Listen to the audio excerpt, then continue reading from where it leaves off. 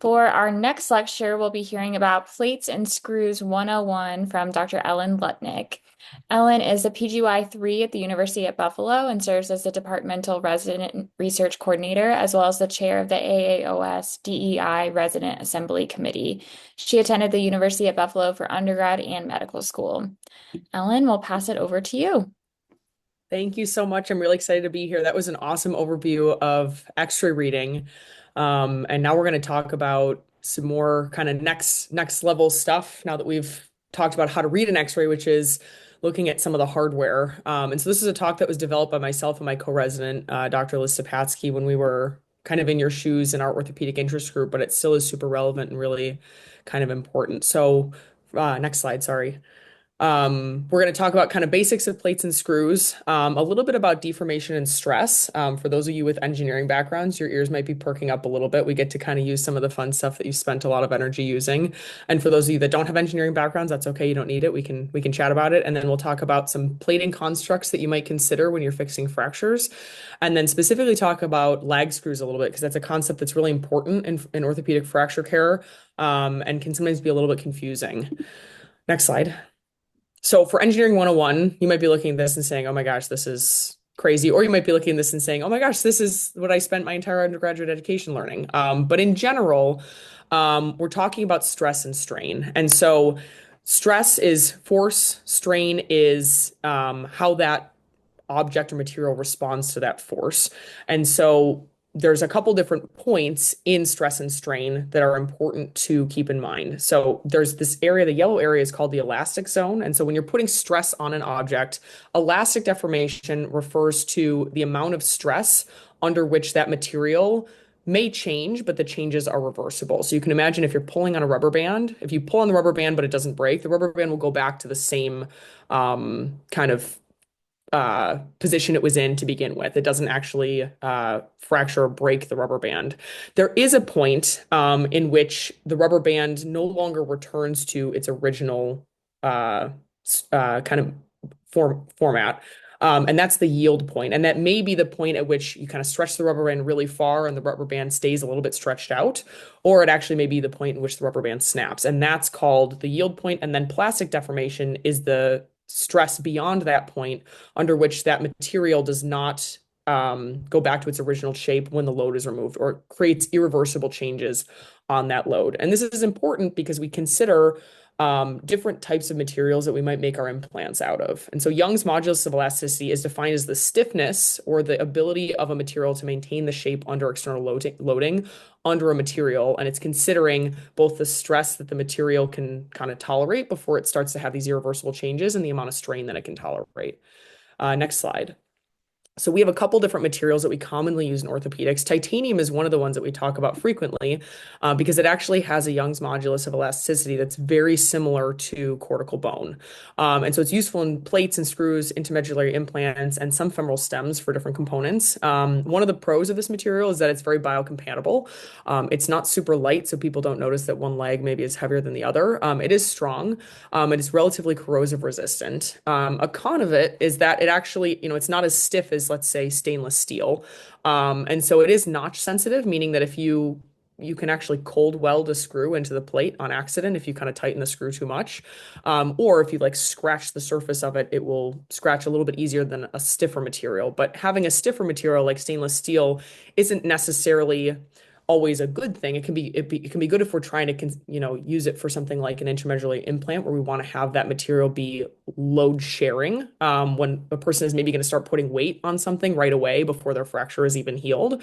But it can also lead to stress shielding of the bone. We know that the normal metabolism of the bone is that it responds in response to stress, and that's why your bones are shaped the way that they are. And even why, if you take someone who doesn't walk for whatever reason and you get x-rays of their legs, their bones are going to be really what we call osteopenic, meaning they haven't been stressed in a while, so they just have lower quality bone density. And so we want our implants to be strong enough to tolerate the stress required for the bone to heal around it so the implant doesn't fail. But we also don't want the implants to be so stiff that it actually shields the bone and then causes that bone to erode away over time. Next slide. The actual construct that you're using is also really important, even in considering the material that's being utilized. And so this is one of my favorite kind of ways to describe this. You can imagine, let's say, so this person, it looks like probably had some sort of like peritrochanteric proximal femur fracture that was fixed with an intramedullary device, and then also had a distal femur fracture. And their distal femur fracture was fixed, it looks very appropriately with a plate and screws, some sort of construct there. And you can imagine if both of these implants are a little bit stiffer than bone, the bone that's actually in between the two implants is taking on a lot of stress and it's not protected. And so an implant, kind of a configuration like this, it's not uncommon to consider that it might fail actually between these two implants. And so a more stable construct is one in which the implants bridge each other, or kind of cross over each other to protect the entire length of the bone. I imagine this in my head when I'm thinking about how long do I want my implants to be if they're going to overlap, is picturing two sticks held together with bubble gum.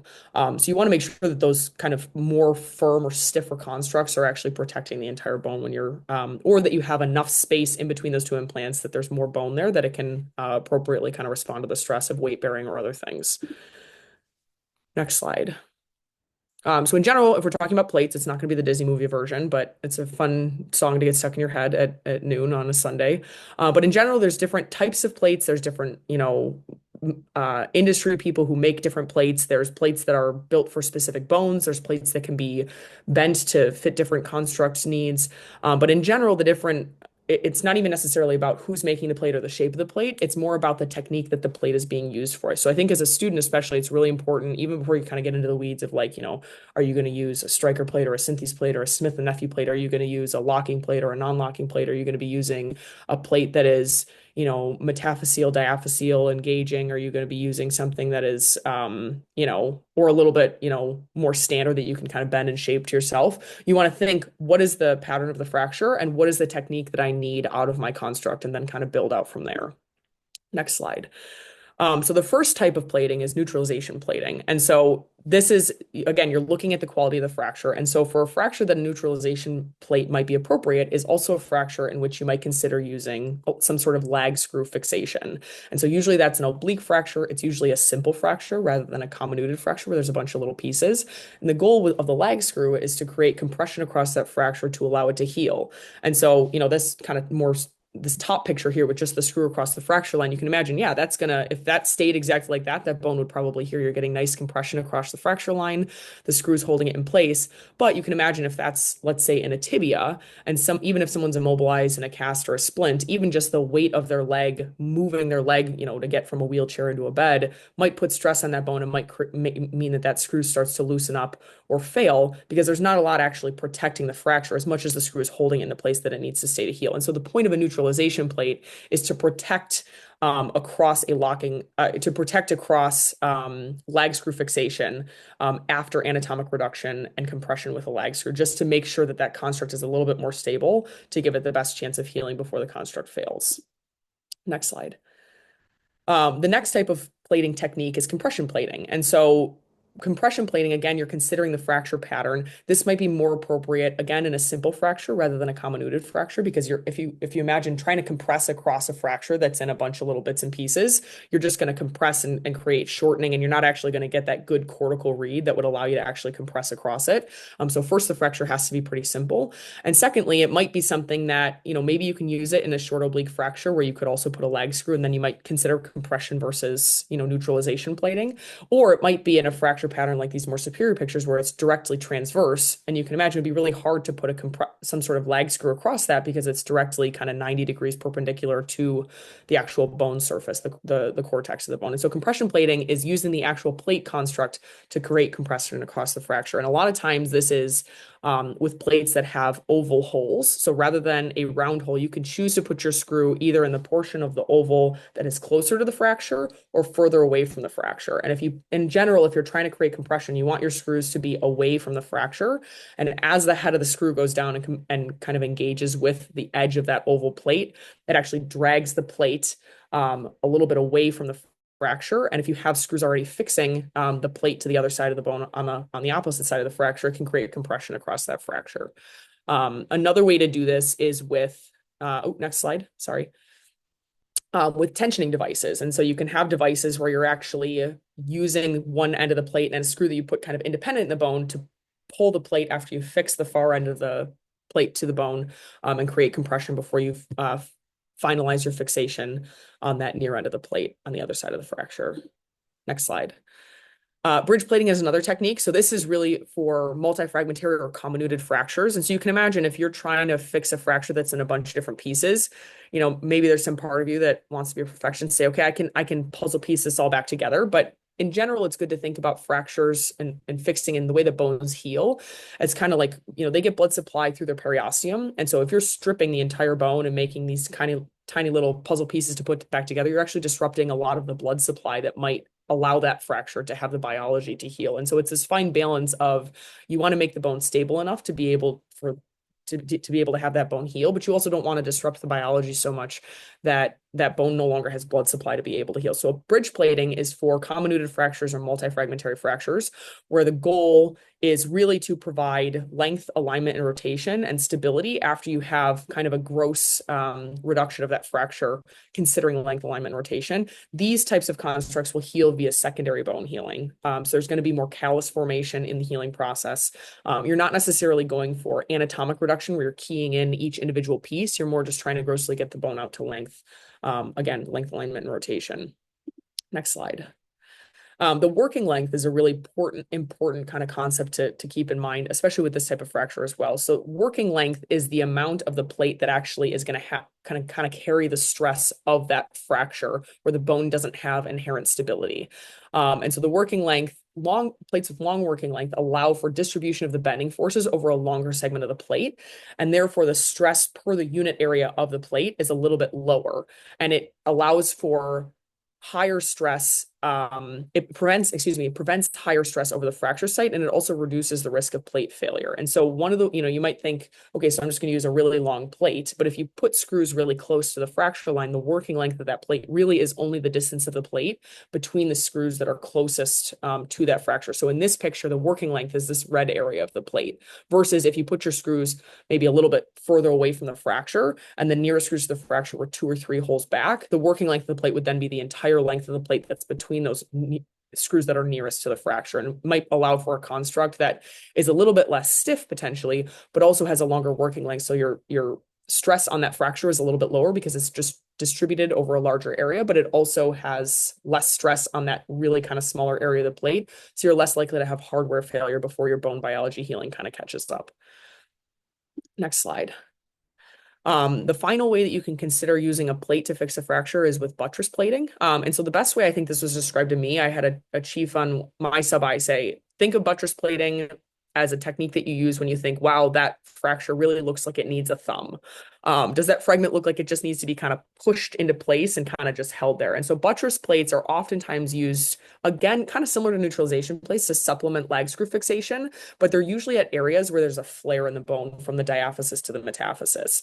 And so you want to anatomically fix that fracture into place. But you can imagine if you're just using this superior most screw that's kind of outside of this plate construct, and that's your lag screw, you have nice compression across the bone. If there's any weight that's put on that area, that piece of bone that's fractured, kind of more medial here in this tibia, is going to have a lot of shear stress. It's going to want to kind of fall inferiorly. And so what this plate is doing is turning that shear stress into compressive stress, because as there's force put on this metaphyseal chunk, it's kind of catching on this plate here and turning that stress that otherwise would kind of want it to translate inferiorly into compressive force into the rest of the metaphysis and diaphysis of the tibia here. So this is really kind of a construct, again, that's more considered in fracture patterns that are simple. You can imagine if this fracture line is more comminuted or in more bits and pieces, if you create compression across an area of comminution, it's not going to be anatomic. It's going to kind of crunch into itself. But in a simple fracture where there is this kind of flare component, that's where you might consider buttress plating. Next slide. Next, we're going to talk about screws. This is pretty brief, but just in general, a screw is a simple machine that turns a rotational force into a compressive force. And so it's good to think about as you're putting a screw into a plate, into a bone to fix a fracture, it's in your brain, when you're thinking about different concepts with screw fixation, it's good to think about, rather than the screw going into the bone, the screw is actually pulling the bone towards itself.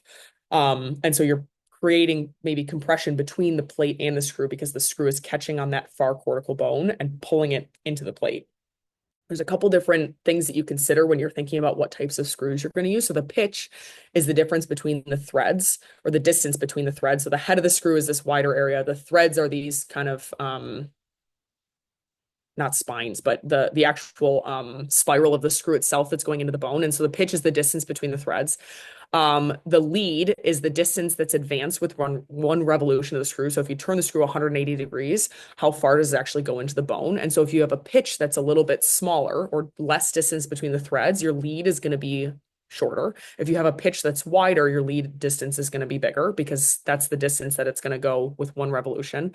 The working distance is the length of bone that's traversed by the screw. And then you have the outer and the inner diameter of the screw. So the outer diameter is the diameter of the threads, and then the inner diameter is the diameter of the actual core of the screw past the threads. And so you can imagine if you have an inner diameter that's really thin, the bending strength of that screw is going to be less versus if you have an inner diameter that's wider. If you have an outer diameter or a thread depth that's bigger, that screw is going to have more purchase in the bone or more stress on the bone as it's going through, because you're putting more thread through the bone as you're kind of putting the screw in. And so the pedicle screw pullout is most affected by bone quality. So the amount of strength it takes to pull that screw out, but it's also affected by the outer and inner diameter of the screw in that relationship there. Next slide. So there's a couple different types of screws. In general, there's cortical screws, cancellous screws, and locking screws. So a cortical screw versus a cancellous screw. In my brain, the analogy that I use is, would this screw have it's kind of considering like the quality of the bone. So if you have a little old lady maybe with a fracture who's really osteoporotic, her bone is maybe more on the spectrum of like, really hard to really soft, more on the spectrum of the consistency of like birthday cake.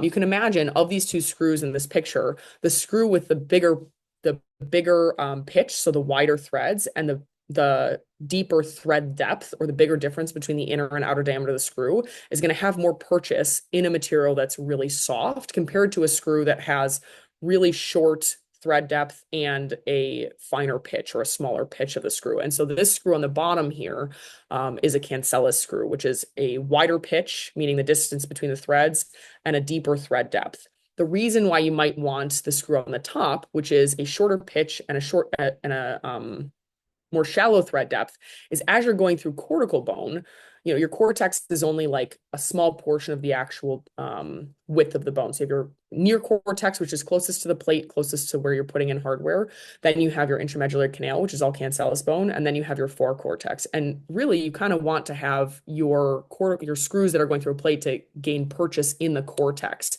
If you're using a screw that has a wider pitch or more distance between the threads, you really only might get like one or two of those threads engaging with the cortex versus if you have a screw that has a smaller pitch or less distance between the threads, if you're thinking about how many of those threads are actually engaging with that shorter piece of cortical bone, there's probably going to be maybe 3 or 4 of those threads that are actually engaging. So it creates better pull-out strength. Locking screws versus non-locking screws refer to the head of the screw. And so these screws are actually both locking screws. Rather than going into the bone and then pulling the bone towards the screw head and then having that screw head engage with the plate and then provide more compression, these screw heads actually screw into the plate. And so they kind of create these fixed angle devices that are not reliant on bone quality or the friction between the head of the screw and the plate for pullout strength. They actually rely on the strength of the head of the screw screwing into the plate to pull out. And rather than failing where one screw pulls out each individually one at a time, these locking constructs require the entire construct to fail catastrophically and pull out all at once rather than one at a time. And so it was really revolutionary when they developed this technology for fixing fractures in osteoporotic bone and just in general for people that have lower bone density or in areas of your body where your cortex is a lot thinner.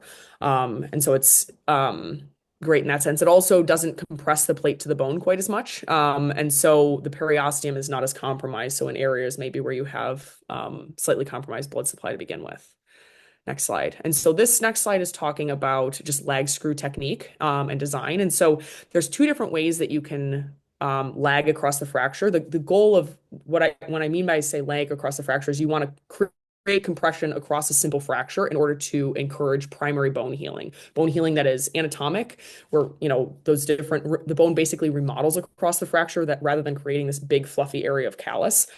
And so by design, you can use a partially threaded screw where in this superior picture here, this screw only has threads distal to the area where the fracture is, and the rest of this body of the screw is actually smooth. And so it's only going to pull that distal fragment towards the near fragment and not actually engage with the near fragment closer to the head of the screw. And it's going to create compression across the fracture that way. There's also, you can lag by technique. The reason why you might consider one or the other is these partially threaded screws are a lot more expensive. And it's also hard sometimes to find screws that have the correct number of threads, because if these threads actually cross into the area of the bone that is past the fracture, it actually isn't going to create a lag construct. So you can lag by technique where you basically use two different size drill bits. And so your first hole is going to be the larger diameter drill that actually is larger than the threads of the screw. So rather than having a screw with a smooth area that's just going to pass through the bone, you're actually making that hole in that area on the near side of the fracture wide enough that the threads just aren't engaging with that portion of the bone. And then you use a smaller drill bit to drill past the fracture. So the only portion of the screw that's going to actually engage with the bone is on the far side of the fracture, again, creating that compression across the fracture.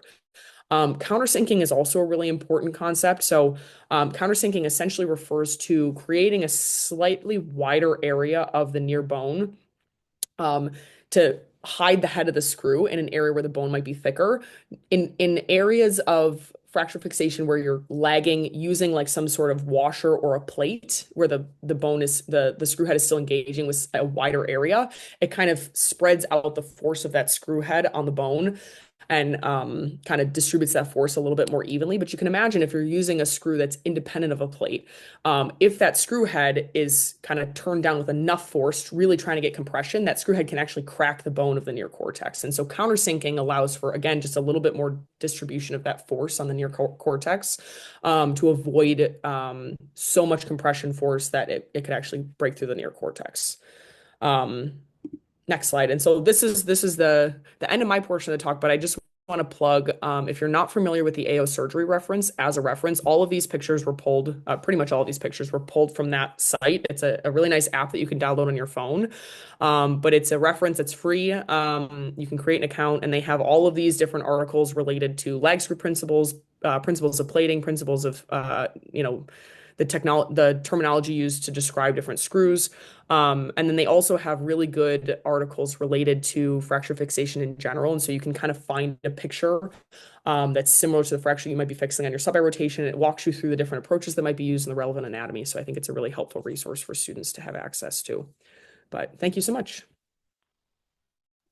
Thank you so much, Ellen, for making sure that we have the fundamentals of plates and screws down. This essential knowledge will definitely come in handy as we think about surgical management.